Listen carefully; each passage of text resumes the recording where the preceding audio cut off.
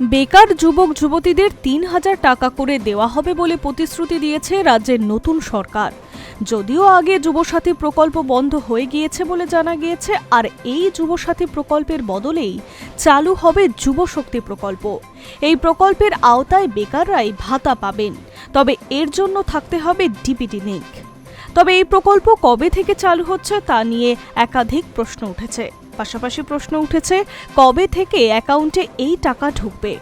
এই বিষয়ে মুখ্যমন্ত্রী শুভেন্দু অধিকারী জানিয়েছেন, 22শে জুন বাজেটে আগামী 1 বছরে এই প্রকল্পের বরাদ্দের কথা ঘোষণা করা হয়েছে।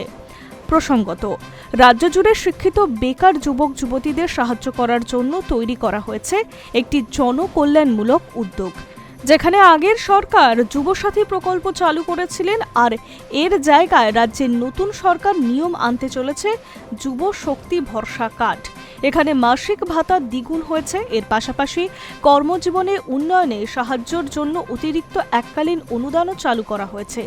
এই প্রকল্পের আওতায় আপনি মাসিক ৩,০০০ টাকা করে ভাতা পাবেন। তবে জেনে নিন এই ভাতা পাওয়ার জন্য কারা যোগ্য। অবশ্যই কমপক্ষে মাধ্যমিক বা সমমানের পরীক্ষায় উত্তীর্ণ হতে হবে। আপনাকে অবশ্যই পশ্চিমবঙ্গের স্থায়ী বাসিন্দা হতে হবে এবং 21 থেকে 40 বছর বয়সের মধ্যে হতে হবে। আবেদন করার সময় অবশ্যই সম্পূর্ণ বেকার হতে হবে।